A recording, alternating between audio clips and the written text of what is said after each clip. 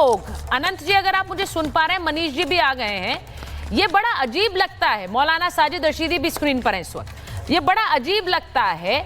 और मैं ये फिर कहना चाहती हूं और इस डिबेट की शुरुआत में कहना चाहती हूं कि उपद्रवियों के साथ कोई खड़ा ही नहीं होता है और उपद्रवी हर तरफ होते हैं, लेकिन आप एक पवित्र यात्रा पर सवाल उठाएं और उसे आतंकी यात्रा कहें और उस छांगुर में तो आपको बेगुनाह नजर आता है, तो इसको वोट बैंक पॉलिटिक्स माना जाएगा और इसके लिए पूछा जाएगा सवाल। जिस पर कानून शिकंजा कसता है वो आपको बेकसूर नजर आता है।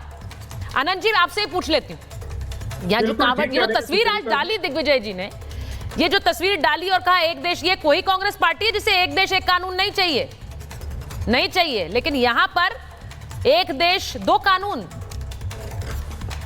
दो मानसिकता भी कह सकती हैं आप इसको। ये वही दिग्विजय सिंह है, राजा दिग्विजय सिंह, जिन्होंने ओसामा जी से लेकर जाकिर हुसैन की तारीफ में कसीदे कसे थे। इन्होंने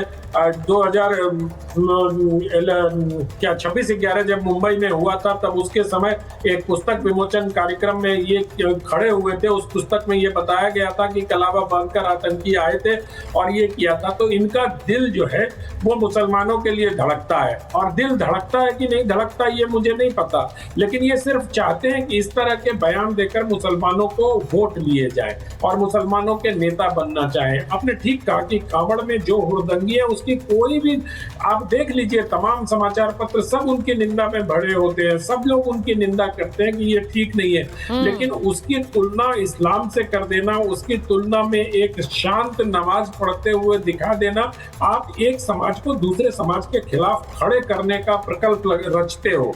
आपको लगता है कि ये करके आपको मुसलमानों की सहानुभूति मिल जाएगी, और मुसलमानों की सहानुभूति मिलती रही है लंबे समय तक, इसलिए इस तरह की राजनीति आगे बढ़ती रही है। मैं हमेशा ये कहता हूं कि मुस्लिम समाज को ऐसे लोगों को चिन्हित करना होगा कि जो समुदाय में बंटवारा करते हैं, और उनके खिलाफ विद इन द सोसाइटी आवाज अगर उठेगी तो दिग्विजय सिंह जैसे लोग इस तरह की हरकत नहीं करेंगे। वो पता नहीं क्या दिखाना चाहते हैं, वो संसद में भी इस तरह के बयान देते हैं, राष्ट्रीय स्वयंसेवक संघ को लेकर इस तरह के बयान देते हैं। उनके समय में जब सिमी बहुत एक्टिव हुआ करती थी, वो 10 साल मध्य प्रदेश के मुख्यमंत्री रहे, तब क्या हो रहा था, तब उनका कोई बयान अगर सिमी के खिलाफ हो, किसी को याद हो, तो वो दिला सकते हैं। लेकिन मुझे लगता है कि दिग्विजय सिंह जानबूझकर उस कांग्रेस पार्टी में, और कांग्रेस को आप क्या पूछ रही है, कांग्रेस तो क्या मुस्लिम लीग के साथ चुनाव भी लड़ती है, वो वही मुस्लिम लीग है ना जिस मुस्लिम लीग ने भारत का बंटवारा करवाया था। तो इन सब चीजों को ध्यान में रखते हुए अगर आपको कोई संदेश सुबह कोई है, दिग्विजय सिंह जी हमेशा इस तरह की बातें करते रहते हैं जिससे समाज के एक वर्ग को, नहीं सर देखिए, ये दिग्विजय सिंह से बड़ी बात है, ये एक नेता से बड़ी बात है। इस देश में सावन का महीना इस वक्त चल रहा है, कांवड़िए निकलते हैं, कांवड़ की यात्रा पवित्र यात्रा है। मैं, जैसा आपने कहा, मैं भी वही बात कहती हूं, और मुझे लगता है कि हर व्यक्ति इस बात को खुलकर कहेगा, इसमें कोई दो राय नहीं है कि किसी तरह के उपद्रव को कोई भी समर्थन नहीं करता, बल्कि उसकी निंदा करते हैं। उपद्रवी हर जगह होते हैं, लेकिन इसी के साथ साथ ये कहना, मैं एक बार मौलाना जी के पास जा रही हूं, साजिद रशीदी साहब, ये कहना कि इनके लिए एक कानून है, दूसरे के लिए दूसरा कानून है। ईद के त्योहार पर नमाज पढ़ने के लिए भी विशेष व्यवस्थाएं होती हैं इस देश में, हम सबने देखी हैं। अब कांवड़ के महीने में अगर एक यात्रा निकलनी है तो वो कहां से निकलेगी मौलाना साहब, कैसे निकलेगी? इस पर एक उन्माद खड़ा करने की कोशिश क्यों हो रही है?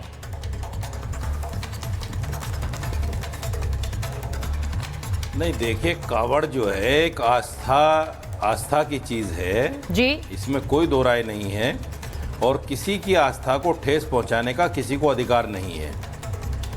ये असल में क्या है आप भी जानती हैं सुचारिता जी, इस देश में राजनीति उफान पर है।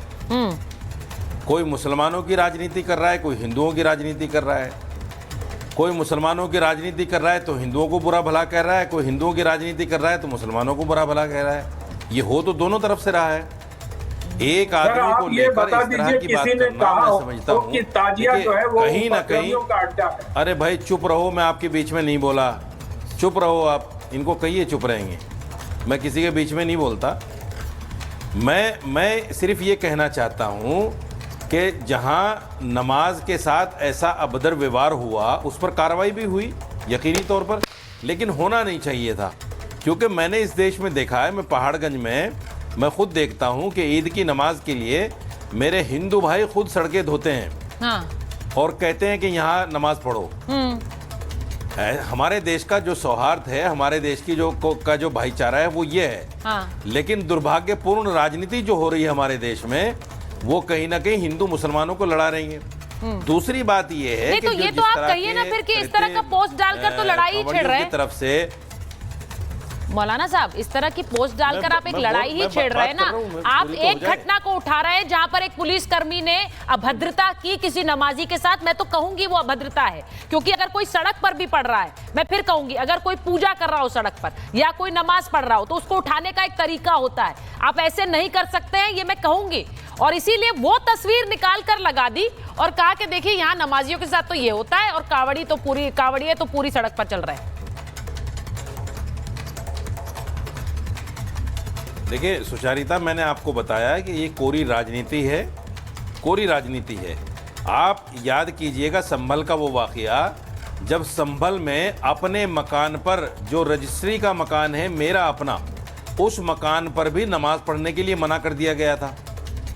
ये राजनीति तो है।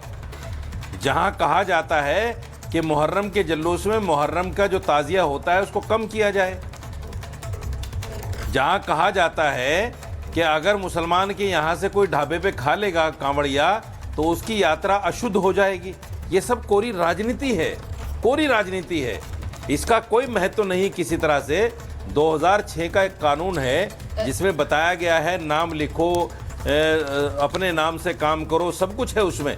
लेकिन हर कावड़ यात्रा के टाइम पे ये इस तरह का बवाल उठता है, इस तरह की बातें होती हैं, तो ये सिर्फ राजनीति है। देखिए, मैं एक चीज और कहूंगी मौलाना साहब, मैंने इतनी डिबेट्स की है, उसमें इन डिबेट्स में बहुत से लोग आकर ये कहते हैं कि देखिए छत पर नमाज नहीं पढ़ने देते हैं। सर, ऐसा कोई कानून नहीं है और कहीं ऐसा नहीं होता है। संभल की बात अलग है, संभल में जरूर ये कहा गया और मैं ये मानती हूँ, लेकिन संभल में एक खास कारण की वजह से कहा गया, क्योंकि वहां पर हिंसा फैली थी और उसके बाद वो नहीं, वहां पर प्रशासन ने ये फैसला लिया कि ये नहीं होने देंगे, इसीलिए ये फैसला लिया गया। लेकिन और किसी जगह ऐसा नहीं होता है सर। बकरीद होती है, ईद होती है, सब लोग पढ़ते हैं अपने जाकर नमाज, तो ये कहना गलत है ना मौलाना साहब।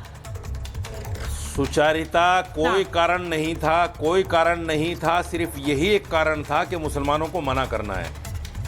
नहीं सर, ये मैं नहीं मान सकती, ये मैं नहीं मान सकती हूँ। एक बार सुनिए, मनीष शुक्ला जी बैठे हुए, मैं एक बार पूछती हूँ, आपका ग्राफिक कट रहा है, आप ना माने, मैं एक चीज पूछ रही हूँ, सुनिए, मेरी बात को हर कोई माने ऐसा तो हो नहीं सकता। ठीक है, आप बिल्कुल सही कह रहे हैं, इसीलिए मैं कह रही हूं और आप भी मेरी बात से असहमत हो सकते हैं, मैं आपकी बात से असहमत हो सकती हूं। लेकिन मनीष शुक्ला जी वो ये कह रहे हैं कि संभल में जानबूझ के किया गया था, ये तो एक देश दो कानून है, यहां पर भेदभाव किया जा रहा है।